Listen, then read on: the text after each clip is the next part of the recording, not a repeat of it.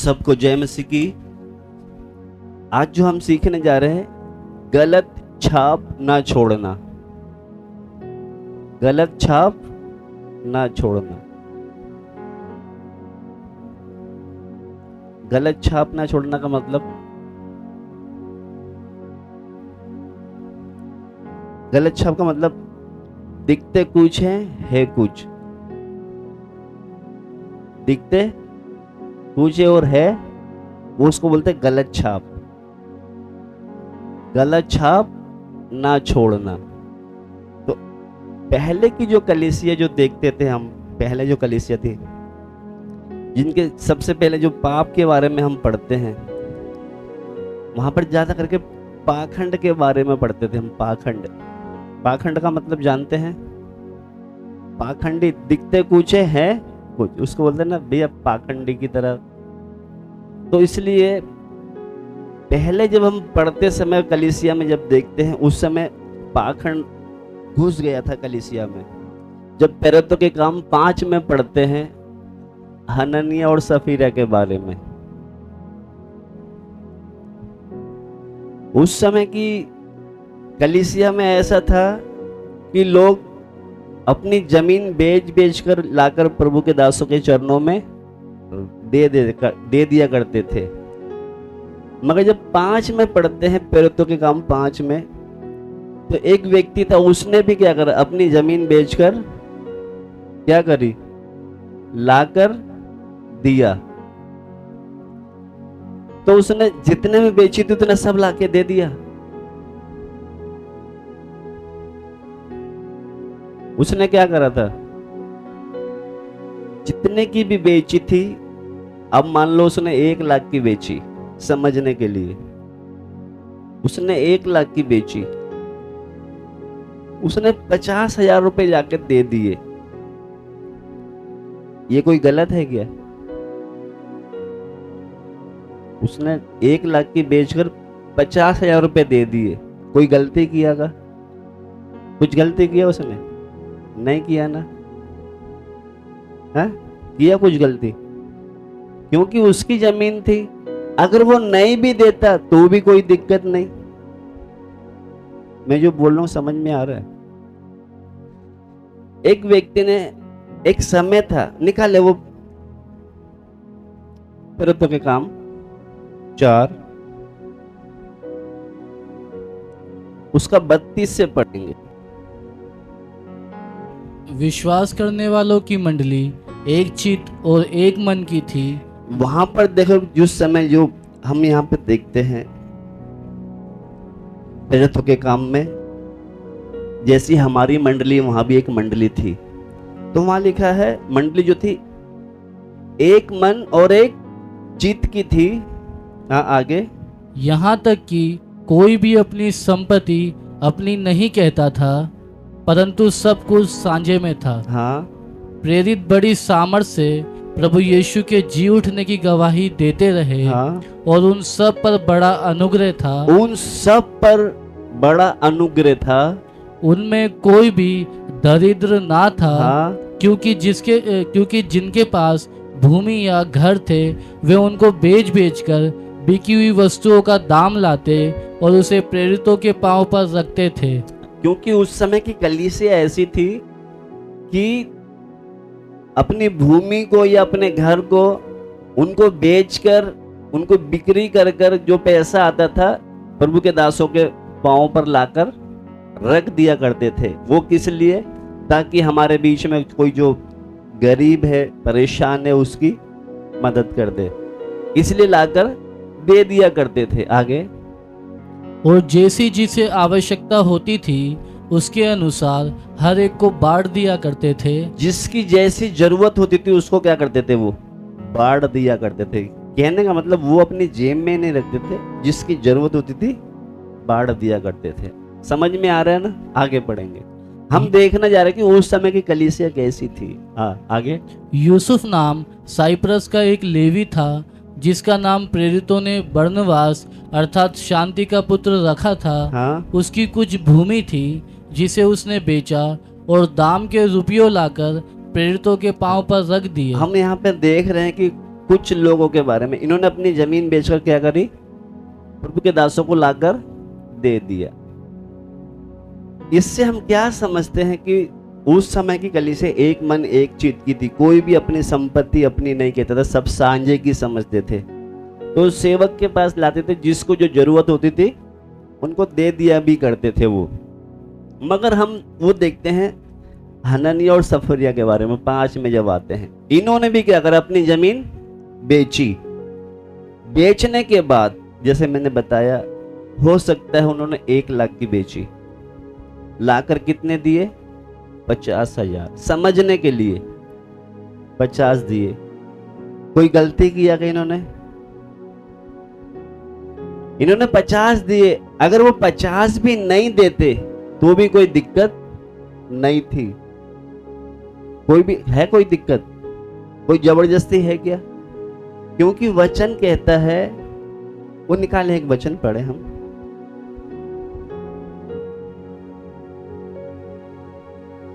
दूसरा कुरिन्थियों 9:7।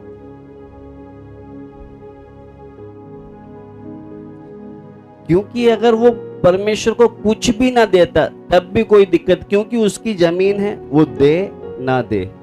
हाँ, हर एक जन जैसा मन में ठाने वैसा ही दान करे। हर एक जन जैसा मन में ठाने वैसा ही दान करे, ना तो कुड़कुड़ के, ना कुड़कुड़ के और ना दबाव से, ना कुड़कुड़ के ना दबाव से, क्योंकि परमेश्वर हर्ष से देने वालों से प्रेम रखता है।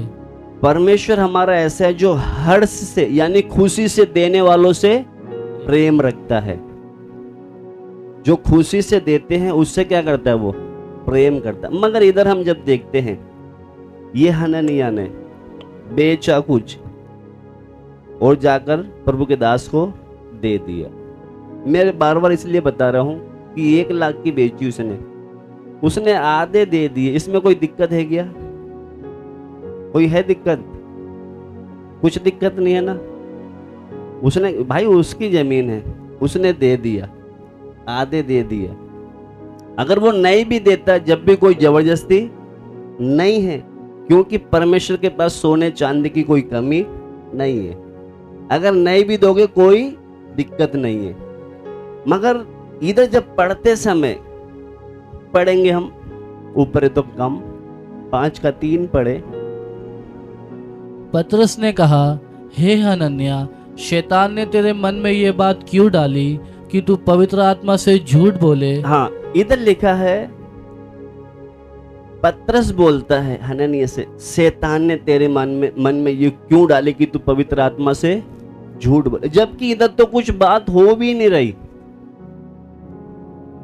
यहाँ पे पतरस ने पूछा तूने कितने की बेची, इससे कोई पूछा? यहाँ पे नहीं पूछ रहा। ऊपर पढ़ा आपने, 1 से लेकर 3 तक आ जाओ। यहाँ पे उसने पूछा कितने की बेची, मगर पतरस कहता तूने ये बात लिखा। पतरस ने कहा, है हनन्याह, शैतान ने तेरे मन में ये बात क्यों डाली कि तू पवित्र आत्मा से झूठ बोले। ऐसा क्यों? ऐसा क्यों? क्योंकि इसने पता क्या किया, ध्यान से सुनना तभी समझ में आएगा। मैंने बताया कि जब इसकी जमीन थी, इसी की थी ये, इसमें कोई दिक्कत वाली बात नहीं थी, तू दे या मत दे। मगर इसने पता क्या करा, जमीन बेच के ये पैसा लाया और पेरेतों के पांव में ऐसे रख दिया। ये बोला कुछ नहीं इसने, मगर पतरस बोलता है कि शैतान ने तेरे मन में ये बात क्यों डाली। कहने का मतलब, इधर कोई बात पतरस ने पूछा नहीं कितने की बेची, और प्रभु के दास पूछ भी नहीं सकते, कोई हक नहीं है। मगर प्रभु की आत्मा ने पतरस के द्वारा केवल तूने पवित्र आत्मा से झूठ क्यों बोला, इसको समझने के लिए ये हननिया जो है एक दिखावा दिखा रहा है कि मैंने जितना के बेचा सब लाकर दे दिया। यानी कि देखने वाले क्या सोचते, कितना हाव भाव कितना अच्छा है, पवित्र, इसका मतलब मन है। अपनी जमीन लाके सब दिखाने में कैसा लग रहा है कि सब बेच के सब पांव पे रख दिया। इसको बोलते गलत छाप छोड़ना। अगर ये बोल देता मैं आधे रख रहा हूं और आधे दे रहा हूं, तो परमेश्वर ऐसे में इसकी सराहना कर, यानी कि इसकी बड़ाई करता। मगर इसने गलत छाप क्या छोड़ रहा है कि देखने वाले सोचे कि इसने सब जितनी भी बेची थी सब लाकर रख दिया। लोगों के दिमाग में, कलीसिया में एक छाप ये छोड़ रहा है। समझ में आपको आ रहा है क्या छाप छोड़ रहा है? कि सोचने और देखने वाले तो ये बोलेंगे भाई कितना पवित्र व्यक्ति है,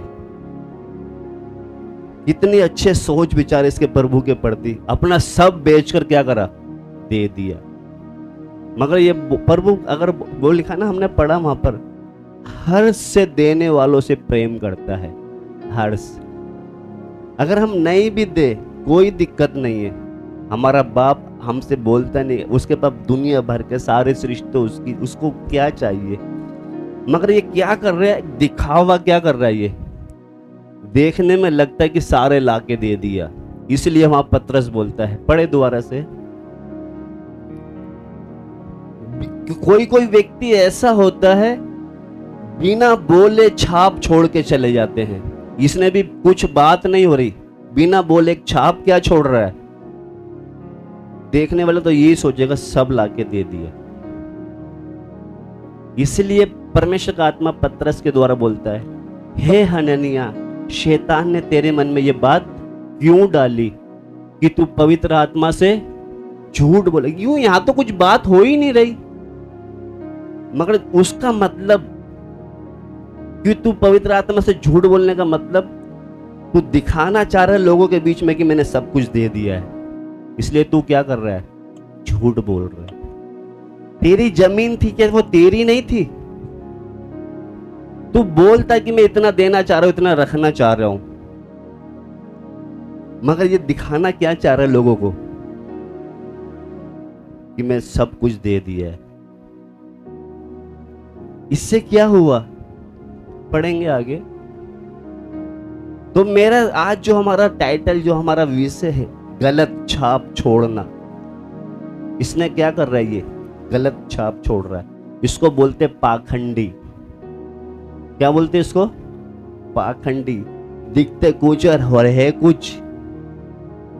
दिखते तो कुछ है, दिखने में क्या दिख रहा है, बेचारा कितना भक्त है बड़ा, सब कुछ लाके दे दिया, मगर पीछे से अपना रख लिया। तुम रखो ना, रखो, कोई मना थोड़ी है, मगर बोलो कि हाँ जी मैंने 1 लाख की बेची थी, 50 आपको दिए, 50 मैंने रख लिए, क्योंकि जमीन आपकी है, कोई दिक्कत थोड़ी है। मगर छाप क्या छोड़ रहे हैं, हाँ जी सब दे दिया। इसलिए तुम क्या बोल रहे, पवित्र आत्मा से झूठ। पढ़ेंगे इसको। पतरस ने कहा, समझ में आ रहा है विषय, नहीं आ रहा? माता कुछ आ रहा है समझ में, सुना रहा है कुछ? पढ़े। पतरस ने कहा, हे हनन्या, शैतान ने तेरे मन में ये बात क्यों डाली कि तू पवित्र आत्मा से झूठ बोले। मेरा बार बार ये सवाल है, पवित्र आत्मा से तूने झूठ क्यों बोला? क्योंकि कहने का मतलब यहाँ तो कुछ बात हो ही नहीं रही ना, ये इसने तो लाके रख दिया बस। तो बोल तू झूठ क्यों बोल रहा है, इसका मतलब तूने जो रखा है ना, तू दिखा के ना तो ये चाह रहा कि सब दे दिया, मगर तूने आधा क्या करा, रखा है। इसलिए बोलता तूने झूठ।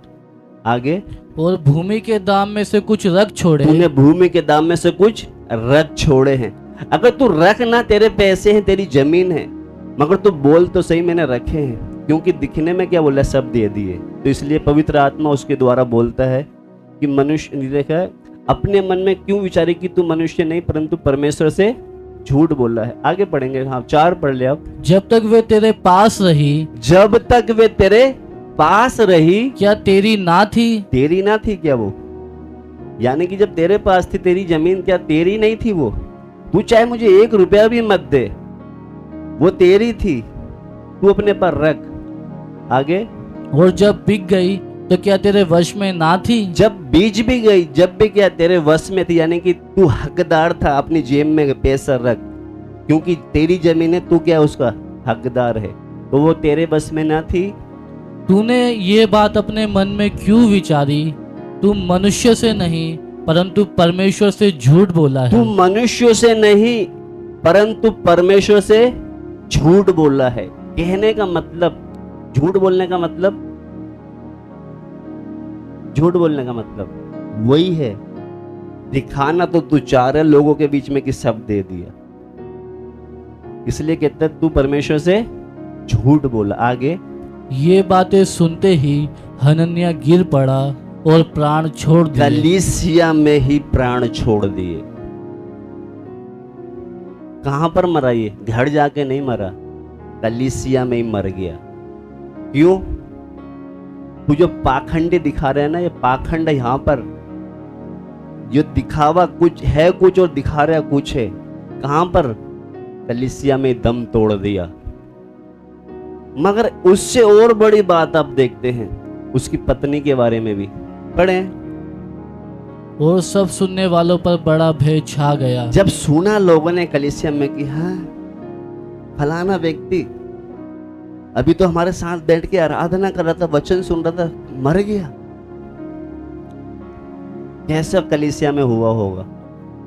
साथ पढ़े, साथ इसका लगभग 3 घंटे बाद लगभग जैसे ये मरा है 3 घंटे के बाद उसकी पत्नी जो कुछ हुआ था ना जानकर भीतर आई। अब 3 घंटे के बाद इसकी पत्नी को पता नहीं कि क्या हुआ है, ये ना जानकर भीतर आई कलीसिया में जहां संगति कर रहे थे।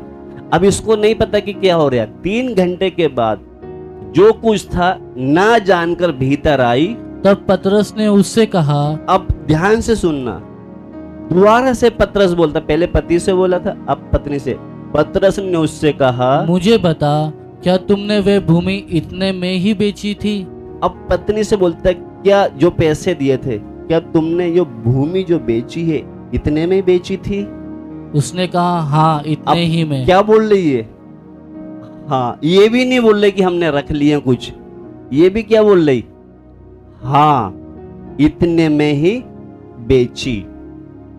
पतरस ने उससे कहा, ये क्या बात है कि तुम दोनों ने प्रभु के आत्मा की परीक्षा के लिए एका किया? देख, तेरे पति के गाड़ने वाले द्वार ही पर खड़े हैं और तुझे भी बाहर ले जाएंगे। ये तो वो तो गाड़ने वाले भी कहां पर है? अभी द्वार पे ही है, और तुझे भी ले जाएंगे। हाँ, तब वे तुरंत उसके पांव पर गिर पड़ी और प्राण छोड़ दिए। उसको भी मौका नहीं मिला, क्योंकि ये भी क्या बोल रही है? हाँ जितने दिए ना इतने में बेची है। मेरा कहने का मतलब, ये पाखंड यहां नहीं चलेगा। आप किससे झूठ बोलोगे? हम दिखते कुछ और है कुछ। दिखते तो बड़ा हम कि भैया हमारे जैसे तो कोई होगा ही नहीं, हमने तो सब लाके दे दिया।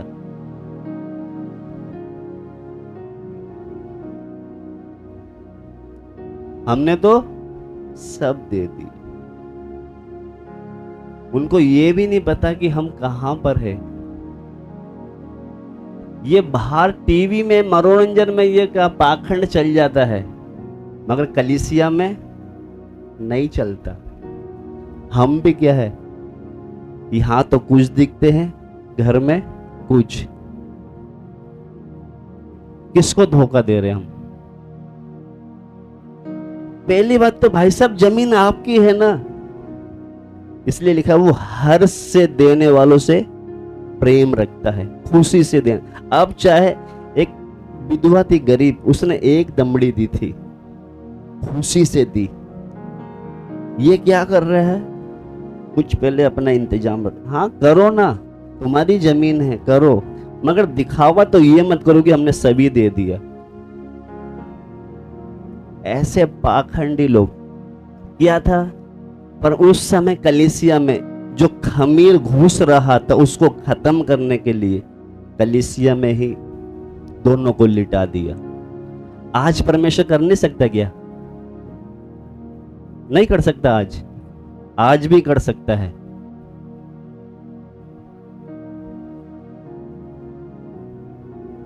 अभी कमजोर हो गया क्या वो? अब बूढ़ा हो गया इसलिए मारने की ताकत नहीं है। आज भी मार सकता है वो, मगर हमें मौका देता है। ये दिखावटी वाला पाखंड वाला काम खत्म कर दो। क्योंकि यहाँ पर पढ़ते समय, वहां पर जब कलीसिया में जब खमीर घुस रहा था, खमीर का मतलब जो अशुद्धता घुस रही थी, तो उसको अशुद्धता को वो अशुद्धता को खत्म करने के लिए उनको खत्म करके कलीसिया में भेजा गया। पढ़ लें उसको थोड़ा आगे। तब वे तुरंत उसके पांव पर गिर पड़ी और प्राण छोड़ दिए। हाँ। और जवानों ने भीतर आकर उसे मरा पाया। हाँ। और बाहर ले जाकर उसके पति के पास गाड़ दिया। सारी कलीसिया पर और इन बातों के सब सुनने वालों पर बड़ा भय छा गया। कहने का मतलब, पति तो मरा दिखावा करके, मगर पत्नी भी बड़ी बेखूबी से रोल कर रही। हाँ, इतने में ही बेचा है। कितने में? हाँ, इतने। वो कहता क्या, पतरस ने बोला, क्या ये जमीन तुमने इतने में बेची? क्या बोल रही? बोल सकती थी ना, नहीं जी गिन के दिखाओ, हाँ इसमें से हमने कुछ रखा है, बोल देती तो बच जाती। मगर वो भी क्या कर रही है, हाँ इतने में ही बेची। हम भी कभी कभी बड़े आराम से ऐसा कर देते, सामने वाला विश्वास कर ले। आप किसको धोखा दे रहे हैं? पास्टर को तो दे सकते हैं, एल्डर को भी दे सकते हैं, हो सकता है विश्वासी को भी दे दोगे, मगर उसको इन्होंने सोचा कि इनको थोड़ी पता कितने की बेची है, इनको थोड़ी पता कि कितने हमने रखे हैं, इनको क्या पता? उनको नहीं पता, एक है उसको तो पता है। इसलिए बोलता है ना पतरस कि शैतान ने तेरे मन में क्यों डाला ऐसी बात कि तू पवित्र आत्मा से झूठ बोले, जबकि उसको तो किसी ने बताया नहीं कितने में बेची है। इधर इसलिए परमेश्वर को अगर अपना शुद्धता लानी है, पवित्रता लानी है, वो कुछ भी कर सकता है। इसलिए इधर पढ़ते समय हम क्या करें, वो पाखंड वाला काम जैसे इसे हननी और सफीरा ने किया था, लोगों को दिखाने के लिए, ताकि लगे कि हाँ ये सब कुछ दे दिया है। तो आगे जब हम देखते हैं, पाखंड जो है मैंने बताया खमीर की तरह होता है। जब कलीसिया में घुस गए तो परमेश्वर जानता है कि तुरंत इसको दूर करना चाहिए, नहीं तो ये क्या करेगा, धीरे धीरे सब में फैल जाएगा। इसलिए उसने क्या करा, उन्हीं को ही खत्म करके कलीसिया में भेल आया। तो इसलिए एक आयत और पढ़ेंगे, हम निकालेंगे मत्ती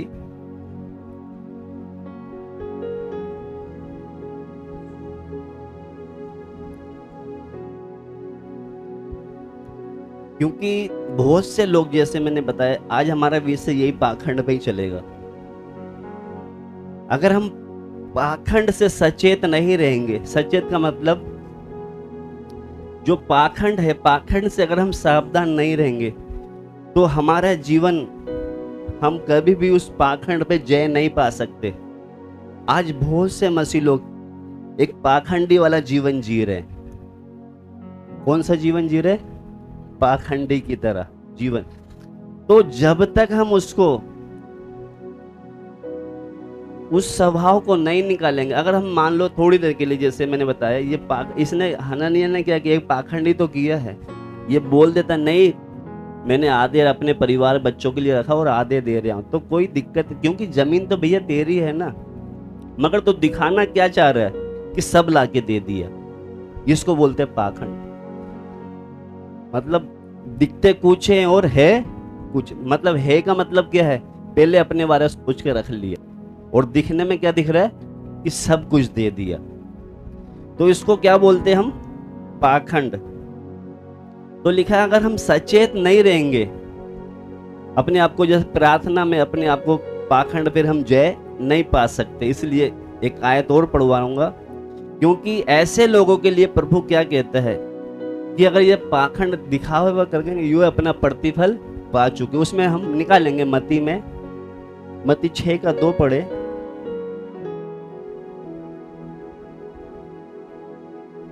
इसलिए जब तू दान करे तो अपने आगे तुरही ना बजवा, जैसे कपटी सभाओं और गलियों में करते हैं, ताकि लोग उनकी बड़ाई करें। मैं तुमसे सच कहता हूँ कि वे अपना प्रतिफल पा चुके। वे अपना प्रतिफल पा चुके। अब इसने भाई साहब ने भी तो यही किया था। क्या किया था इसने? लोगों के बीच में बड़ाई के लिए, कि लोग जब देखेंगे ना इसने बेचारे ने तो सब कुछ बेच के दे दिया, तो लोग मेरी क्या करेंगे? वाह वाह करेंगे। इधर लिखा है, इसलिए जब तू दान करे तो अपने आगे तुर्री ना बजुआ, जैसे कपटी स्वभाव में और गलियों में करते हैं, ताकि लोग उनकी क्या करें? बड़ाई करें। इसने यही सोचा था कि जब मैं दूंगा तो लोग क्या बोलेंगे? बड़ाई करेंगे, इसने भी सब कुछ दे दिया। तो लिखा है बड़ाई। तो तुमसे मैं सच कहता हूं, तुमने अपना प्रतिफल, अगर हम दिखावा करके कर रहे हैं तो प्रभु कहते तुमने तो फिर अपना प्रतिफल पा लिया। इसको प्रतिफल क्या मिला? कलीसिया में जान देनी पड़ी, क्योंकि इसने क्या करा है? दिखावा। दिखावे का मतलब करा कुछ और दिखा रहा कुछ, उसका प्रतिफल इसको मिल गया। क्या मिला प्रतिफल? ढेर। दिखावा। दिखावा क्या दिखाना चाह रहा था ये? ताकि प्रभु के दास को लगे, कलीसिया को लगे सब कुछ दे दिया। दिखावा। अगर ये बोल देता शायद क्या होता? ये बच जाता। तो यहां पर जब पढ़ते समय दिखावा हम ना करें, क्योंकि जो एक्टर होते हैं, फिल्मी एक्टर, वो क्या करते हैं? दिखावा ही तो है उनका, दिखावा ही उनका। पिक्चर हम नाटक देखते हैं, वो जैसे घर में होते वैसे फिल्म में होते हैं क्या वो? अगर हम हीरो हीरोइनी को अगर सच में देख ले बिना मेकअप के, और जब वो अगर वहां शूटिंग में ना हो तो कैसे दिखेंगे? उनको भी छोड़ो, हम जब स्टेज पे दूल्हा दुल्हन को देखते हैं कैसे दिखते हैं वो? है? कि इसकी तरह खूबसूरत तो कोई होगा ही नहीं। और जब सुबह साबुन से जब मुंह धो लेते इससे अच्छे तो हम ही हैं। है कुछ दिखते, इन्हीं को बोलते पाखंड। तो यहां पर जब हम पढ़ते समय एक आयत और पढ़वाना चाहता हूं मैं,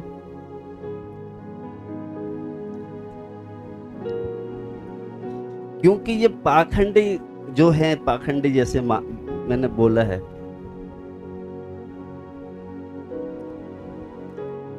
अगर यीशु मसीह न्याय सिंहासन के सामने जब हम खड़े होंगे,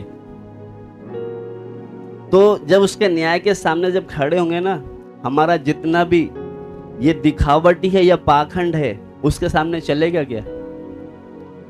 चलेगा? नहीं चलेगा। उस समय वो क्या करेगा?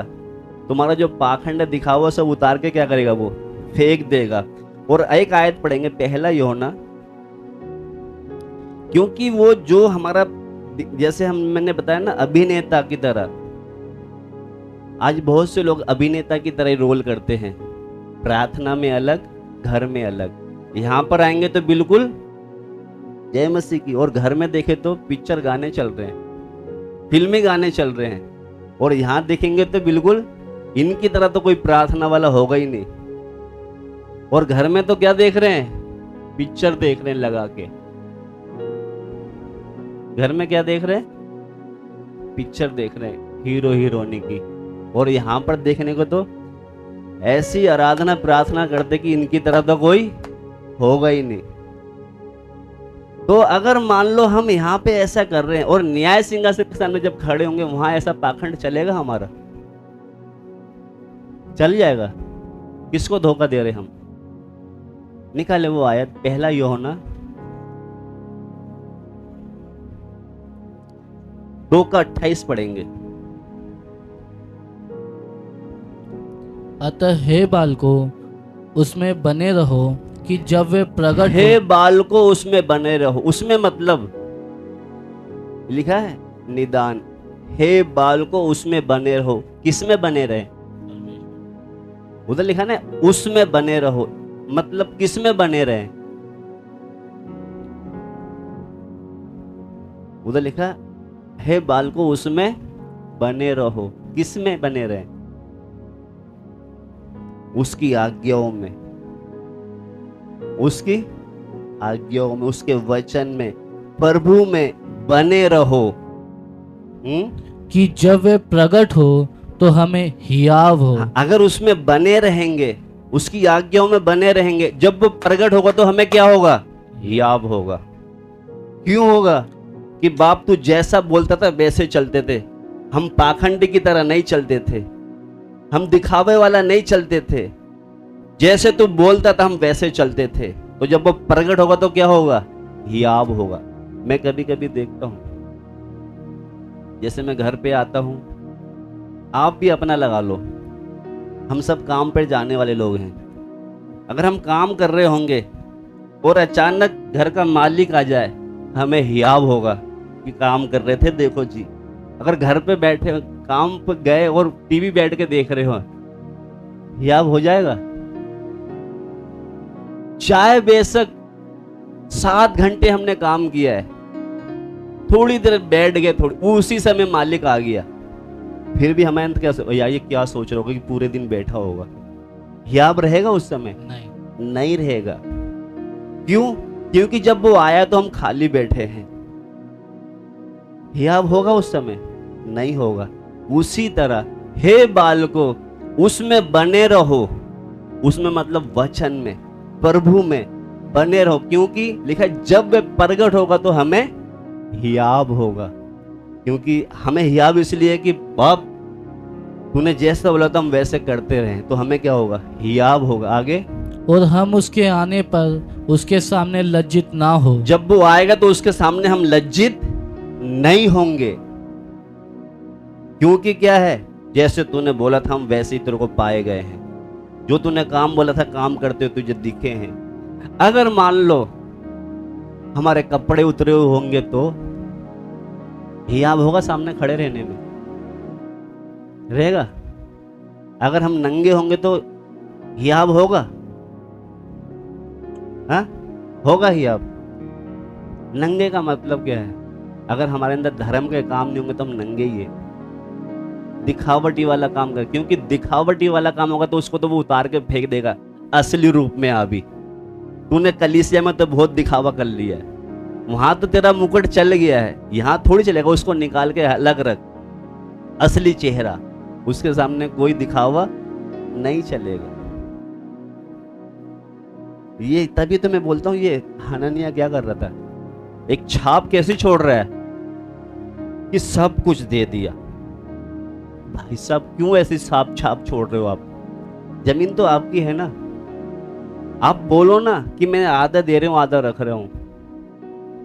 हम भी क्या छाप छोड़ते हैं? क्या छाप छोड़ते हैं? आज थोड़ी देर इस वचन को हल्के में मत लेना। अगर हम गलत छाप छोड़ रहे हैं, उसके सामने जब खड़े होंगे आपको लज्जित होना पड़ेगा। क्या लिखा है वो? अतः हे बालको, उसमें बने रहो कि जब वे प्रकट हो तो हमें हियाव हो, और हम उसके आने पर उसके सामने लज्जित ना हो। लज्जित ना हो। क्योंकि अगर उसमें बने रहेंगे तो लज्जित होने का तो कोई सवाल नहीं है। लज्जित कब होंगे? उसमें हम बने नहीं है। दिखाने में तो क्या बोलते हैं कि इसकी तरह प्रार्थना करने वाला तो कोई होगा ही नहीं। यहां तो ऐसी छाप बना दी, कलीसिया में छाप तो बहुत अच्छी बना दी, मगर घर में हो सकता है रात में सब सो गए तो हो सकता है गंदी पिक्चर भी लगा लेते होंगे। क्योंकि क्या देख रहे? बच्चे तो सो गए, विश्वासी भी नहीं है, मगर तुम्हें नहीं पता तुम्हारा बाप कहता है हमेशा मैं तेरे साथ हूं। वो तो देख रहे हैं ना तुम्हारे साथ बैठ के। ये पाखंड कहां छुपाओगे उस समय जब वो खड़ा होगा? तब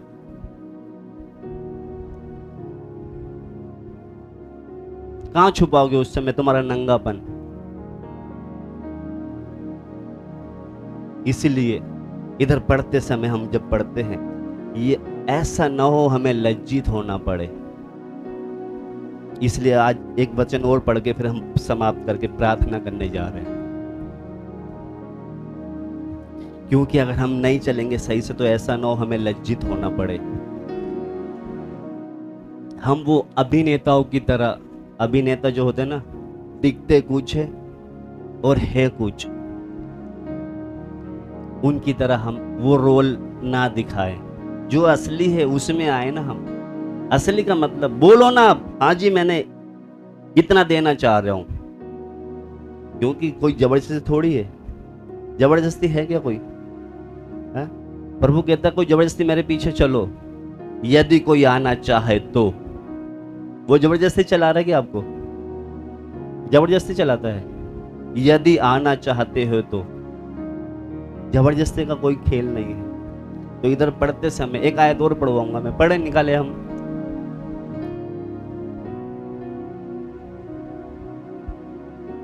खासकर विश्वासियों के लिए एक बात कह रहा हूं मैं। विश्वासी तो हम लगभग सभी हैं। कोई है ए विश्वासी है कोई यहां पर? कौन है विश्वासी? कौन है जो चेला नहीं है? सब चेले हैं। ऐसा है कोई जो कि मैं चेला नहीं हूं, यीशु मसीह का चेला? सब है। एक जना बोल दो कोई भी कि मैं चेला नहीं हूं, तो वो बच जाएगा। सब चेले हैं।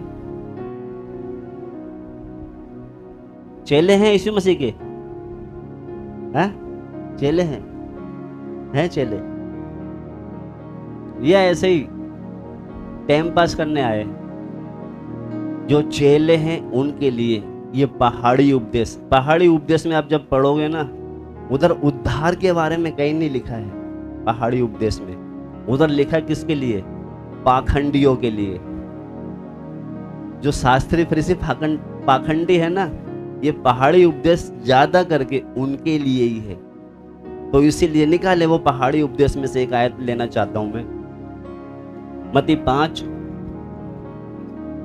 1 और 2 पढ़े।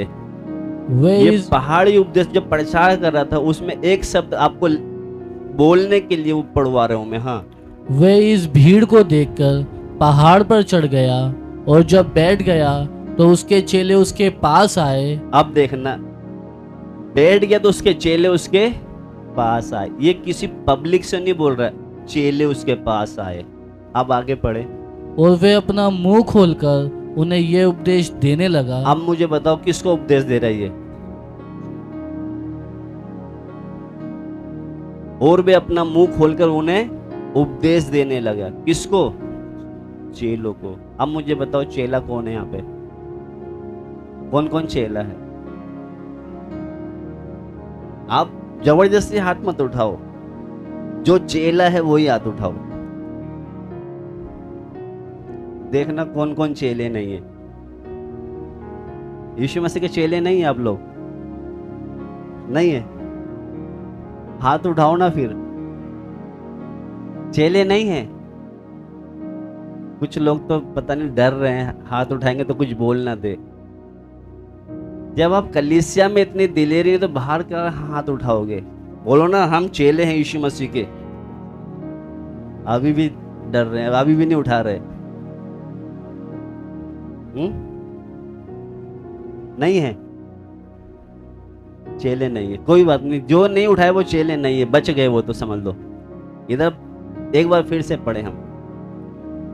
वे इस भीड़ को देखकर पहाड़ पर चढ़ गया और जब बैठ गया तो उसके चेले उसके पास आए और वे अपना मुंह खोलकर उन्हें यह उपदेश देने लगा। किनको उपदेश देने लगा? चेलों को। अब एक आयत और इसको मिला के पढ़ेंगे हम। 6 भी निकाले इसी का ही। यीशु ने अपने शिष्यों से बोले, अब इसका 6 का 1 भी पढ़े। सावधान रहो, तुम मनुष्य को दिखाने के लिए अपने धर्म के काम ना करो। किससे बोल रहा है ये? किससे बोल रहा था? चेलों से बोल रहा है। क्या बोल रहा है? सावधान रहो। सावधान रहो। सावधान का मतलब यानी कि तुम जैसे चल रहे हो ना, ऐसे में दिक्कत है, इसलिए क्या करो? सावधान। यानी कि तुम जो पाखंडी वाला जीवन जी रहे हो ना, उससे क्या हो जाओ। इसलिए चेलों से कहते, 5 में हमने पढ़ा ना, 5 का 1 और 2 में, वो पहाड़ पे से ऊपर आके कहा चेलों से कह रहा है, कहता है सावधान रहो। तुम मनुष्य को दिखाने के लिए अपने धर्म के काम ना करो, मनुष्य को दिखाने के लिए धर्म के काम ना करो, नहीं तो अपने स्वर्गीय पिता से कुछ भी फल ना पाओगे। अगर मनुष्य को दिखाने के लिए कुछ कर रहे हो तो कुछ भी फल ना पाओगे। आज इस बात को गांठ लगा के जाना। अगर हम मनुष्य को दिखाने के लिए प्रार्थना कर रहे, यह अच्छी गीत गा के हम सोचते अच्छा गीत गाकर मनुष्य हमारी तारीफ करेंगे, आप कुछ भी फल नहीं पाओगे। आप मनुष्य को दिखाने के लिए अजी मैं तो रात दिन तुम्हारे लिए प्रार्थना करता, आप मनुष्य को दिखाओगे तो कुछ भी प्रतिफल नहीं पाओगे। इसलिए क्या, सावधान रहो, तुम मनुष्य को दिखाने के लिए अपने धर्म के काम ना करो, नहीं तो अपने स्वर्गीय पिता से कुछ भी फल। आप जो भी कर रहे हो अगर मनुष्य को दिखाने के लिए कर रहे हो, बाप से आपको कुछ नहीं मिलेगा, क्योंकि आपने मनुष्य को दिखाकर मनुष्य से प्रशंसा पा ली। समझ में आया कुछ? क्योंकि हम मनुष्य को दिखाने, हम तो भैया पूरी कलीसिया के लिए प्रार्थना करते हैं। अच्छा जी, आप प्रार्थना करते हैं, प्रभु आपको आशीष। आपने मनुष्य से प्रशंसा पा ली, अब बाप की तरफ से आप कुछ भी नहीं मिलेगा आपको, क्योंकि आप मनुष्य को दिखाने के लिए कर रहे हो। इसलिए लिखा है सावधान रहो, मनुष्य को दिखाने के लिए धर्म के काम। इसने भी, मेरे बार बार वहीं आता हूं, इसने भी दिखाने के लिए किया था। अगर हम भी कुछ दिखाने के लिए कर रहे, बाप से हमें कुछ नहीं मिलेगा। पढ़े तो इसलिए आगे एक और पढ़ ले इसको, एक आयत पढ़ के फिर हम प्रार्थना करने जा रहे हैं। क्योंकि यहां पर जो था इसी को, इसमें चार भी पढ़े, 4 तक पढ़ ले इसको। सावधान रहो, तुम मनुष्य को दिखाने के लिए पढ़े, अपने, दो पढ़े। इसलिए जब तू दान करे तो अपने आगे तुझी ना बजवा, और आगे जा, 4 पढ़ ले इसका डायरेक्ट, ताकि तेरा दान गुप्त रहे। हाँ, मनुष्य को दिखाने के लिए करेंगे तो प्रभु से कुछ भी नहीं मिलेगा। लिखा ताकि तेरा दान गुप्त रहे। अगर गुप्त रहेगा तो क्या होगा, लिखा है आगे पढ़े, और तब तेरा पिता जो गुप्त में देखता है तुझे प्रतिफल देगा। जो गुप्त में, लिखा ताकि तेरा दान जो गुप्त में रहे, और तब तेरा पिता जो गुप्त में देखता है तुझे प्रतिफल। क्योंकि उस समय यहूदियों के टाइम पे जहां ये भेंट लेके जाते थे, गुप्त दान देते थे, वहां पर एक ऐसा भी कमरा था जहां उस दान को ले आके गुप्त को रख दिया करते थे, और जिसकी जरूरत होती थी गरीब व्यक्ति को, उसमें जरूरत के हिसाब से दे दिया जाता था। क्योंकि वो गुप्त, यानी कि उसमें कोई ये नहीं बोल सकता कि मैंने दिया था, क्योंकि तुमने तो यहोवा को दिया है गुप्त में, और वहीं पे कमरा गुप्त रहता था। वो हमने वहां पढ़ा ना, सुनो, जिसको जो जरूरत होती थी उसको दे दिया करते थे। मैं कितनी बार कोई मेरे पास आता ना दान देने के लिए, मैं हाथ में कभी कभी मना भी कर देता हूँ। क्यों? क्योंकि अगर आप मुझे हाथ में दोगे तो मैं देखूंगा, अभी आपके सामने तो नहीं देखा, पीछे तो देखूंगा, मुझे अंदर क्या, वो भाई वो बहन ज्यादा दान देते हैं, तो उसके प्रति मेरा क्या आ जाएगा, लगाव आ जाएगा। इसलिए बोलता हूँ उसमें डालो। उसमें डालने से क्या होगा, वो निकाल कर हम इसमें सब क्या हो गए, प्रभु भोज हो गया, उपास प्रार्थना हो गई, कुछ लाना उसमें हो गया, हमें क्या लगता है ये सब के लिए हो गया। अगर हाथ में देंगे तो मैं सोचूंगा वो ज्यादा देते हैं। तो इसलिए गुप्त दान जो होता था वो क्या होता था, पिता जो गुप्त देखता उसका प्रतिफल देता था। हम सोच देंगे हम पास्टर को देंगे तो ही क्या होगा, ये हमसे ज्यादा प्रार्थना करेगा, प्रतिफल गुप्त में मिलता है। और जब गुप्त में जो मिलता था उसमें क्या होता था, उठा के मैंने इनको जरूरत है इनको दे दिया, क्योंकि वो ये नहीं बोल सकते कि वो जो दान मैंने दिया था ना वो तुम्हें दिया है। समझ में आ रहा है, कुछ नहीं आ रहा है? वहां पर एक ऐसा कमरा था, उस गुप्त दान में से जिसको जरूरत है उसको दे दिया जाता था। तो मेरा कहने का मतलब, अगर जो हम गुप्त में देते हैं उसका प्रतिफल प्रभु हमें देता है। इसलिए कहता है मनुष्य को दिखाने के लिए कोई भी काम ना करो। हम तो सोचते कि नहीं, इनके हाथ में देंगे ना, ये पास्टर जी आए हैं, तभी क्या होगा। आप क्या कर रहे हो, क्या कर रहे हो आप? मनुष्य की इससे प्रशंसा पाना चाहते हैं। किससे? इसके हाथ में दे। ये तो कभी मुंह पे तो नहीं बोलेगा, पीछे तो बोलेगा वो बहन सबसे ज्यादा दान देती है। इसीलिए क्या करे, गुप्त में उसका प्रतिफल बाप देता है। पता नहीं कितना समझ में आ रहा है। एक आयत पढ़ के फिर हम प्रार्थना करने जा रहे हैं। लूका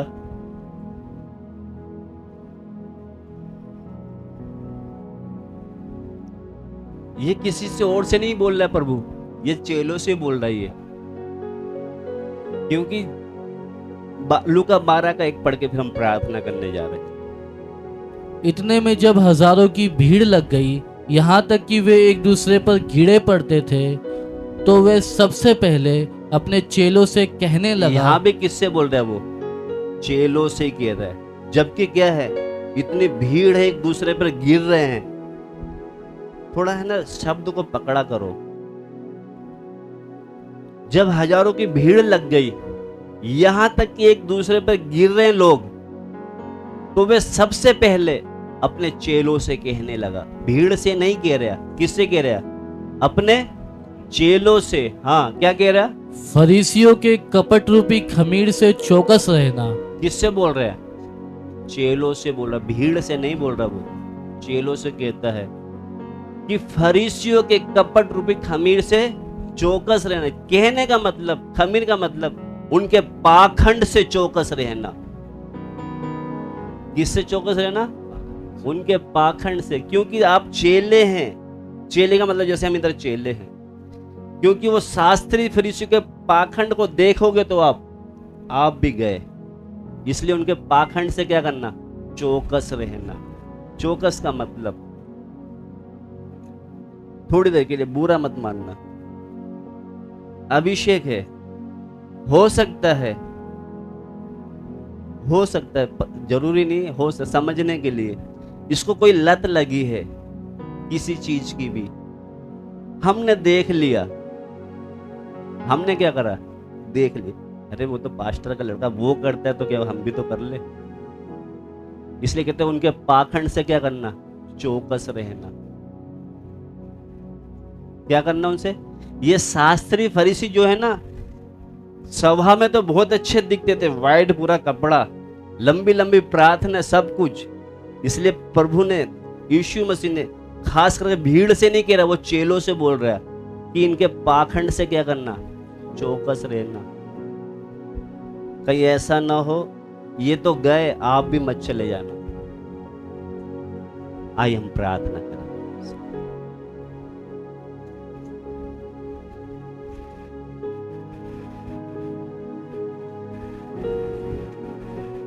हालेलुया।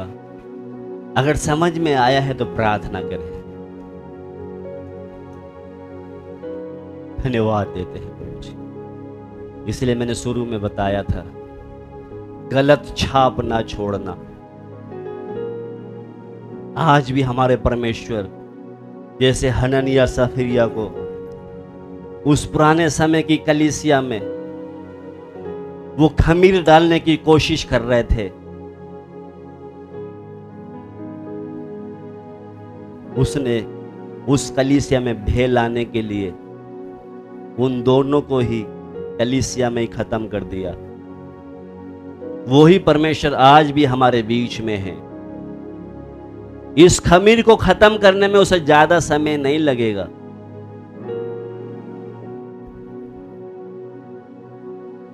हालेलुया। खमीर का मतलब अशुद्धता। इसलिए हम आज अपने आप को जांच कर देखें। अगर हम पाखंडीपन देखा के चल रहे हैं, आज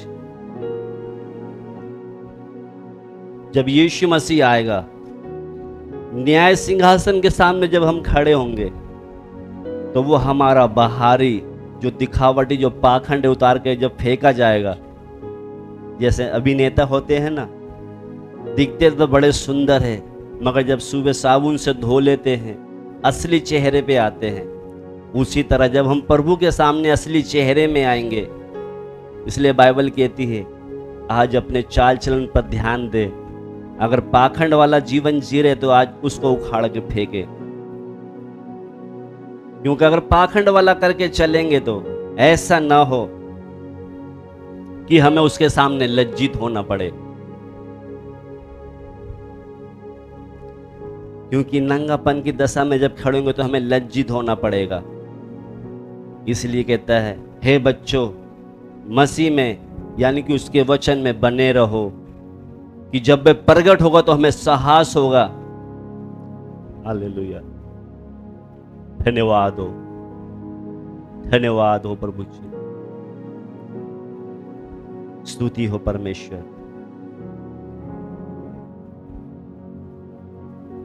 अपना सारा बाहरी वाला जो दिखावापन है निकाल कर फेंक कर अपने असली रूप में आ जाए। आइए हम प्रार्थना करें, धन्यवाद देते हैं। धन्यवाद हो प्रभु जी, इसलिए हम दिखावटी वाला जीवन ना जिए, हम अपने असली रूप में आ जाए। इसलिए प्रभु यीशु मसीह ने मत्ती 5 का 1 और 2, मत्ती 6 का और 1 2 स्पेशल खास करके चेलों से बोलता है, सावधान रहो, सावधान रहो। भीड़ से नहीं कह रहा, वो चेलों से कहता है सावधान रहो, शास्त्री फरीसियों के खमीर से चौकस रहो, क्योंकि वो जो दिखावा करते हैं ना, उनसे चौकस रहो। आज कलीसिया में बहुत से ऐसे दिखावा करने वाले, उनसे चौकस रहो, उनके खमीर से, उनके पाखंड से चौकस रहो। हालेलुया, क्योंकि वो दिखते कुछ हैं, है कुछ। इसलिए अगर आप भी हननिया की तरह, क्या तेरी जमीन जब तेरे पास थी वो तेरी ना थी? फिर तूने क्यों पवित्र आत्मा से झूठ बोला कि हाँ इतने में बेची है? इसलिए आइए हम प्रभु से प्रार्थना करें। सच में प्रभु, पिछले दिनों में मैं एक पाखंडी की तरह लोगों के बीच में ऐसा लगता था कि बहुत अच्छी प्रार्थना करने वाला हूँ, बहुत अच्छी भक्ति करने वाला हूँ, बहुत अच्छा जीवन जीने वाला हूँ, मगर प्रभु मेरे अंदर बहुत कमियां हैं। हालेलुया, स्तुति के योग्य परमेश्वर। मैं लोगों के बीच में बहुत अच्छी छाप बनाया, मगर मैं पीछे से बहुत बेकार हूं।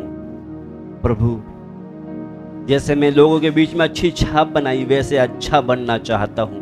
दिखावे वाला जीवन नहीं प्रभु, वो असली रूप में मैं आना चाहता हूं। हालेलुया, स्तुति के योग्य प्रभु, दिखावे वाला नहीं।